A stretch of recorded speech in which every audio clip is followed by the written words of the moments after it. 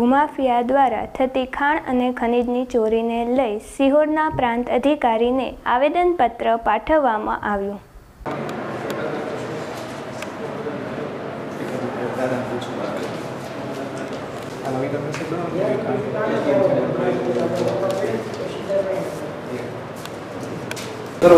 કરાવવાનું છે સાહેબ.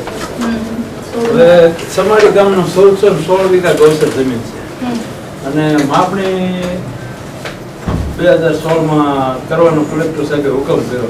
માપણી થઈ પણ ખુલ્લું થયું નથી. 350 1416 વીઘામાં ખાલી પ્રાંત સાહેબે કેડીઆર સોંપ્યો નથી.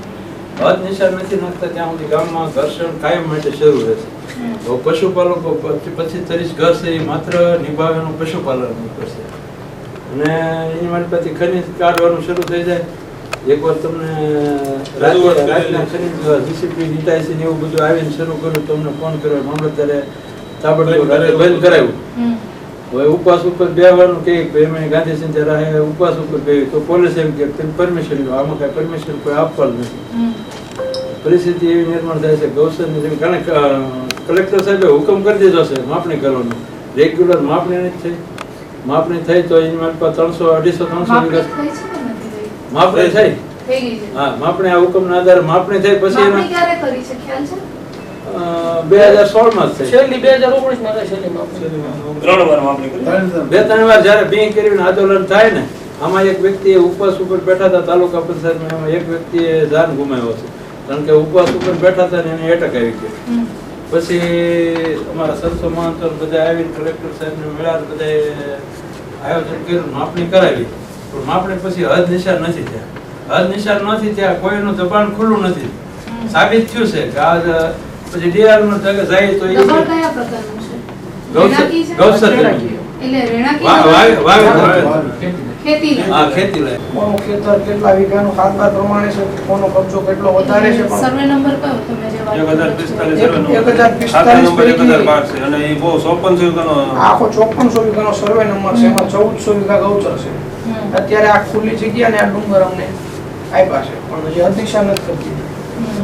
અને આમાં કોને કેટલું દબાણ કર્યું છે, કેટલાની હાથ બાર છે, એમાં ચોખ્ખું દેખાય છે પણ દબાણ ખુલ્લા નંબર ખુલ્લું થયું નહીં.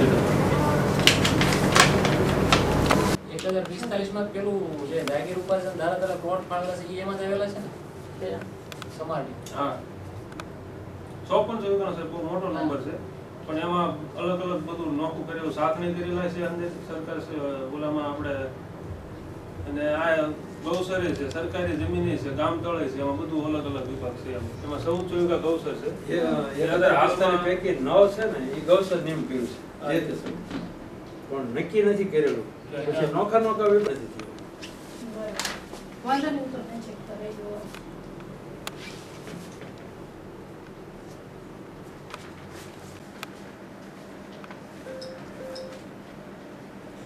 આપણી પાસે છે અહીંયાથી ફાઇલ એટલો હશે તમારી ગામની. ને ફાઇલ જોયેલો હોય તો ખોલાવીને ચેક કરી લો બધું. એક છે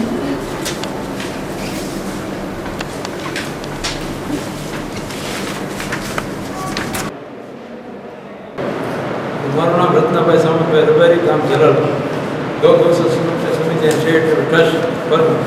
હવે પરિસ્થિતિ એવી છે અત્યારે પ્રાંત સાહેબ સિંહવાનને વરભીપુર તાલુકાના સમાડી ગામની 1616 વીઘા ગૌચરની જમીનમાં દબાણ થયેલ હોય.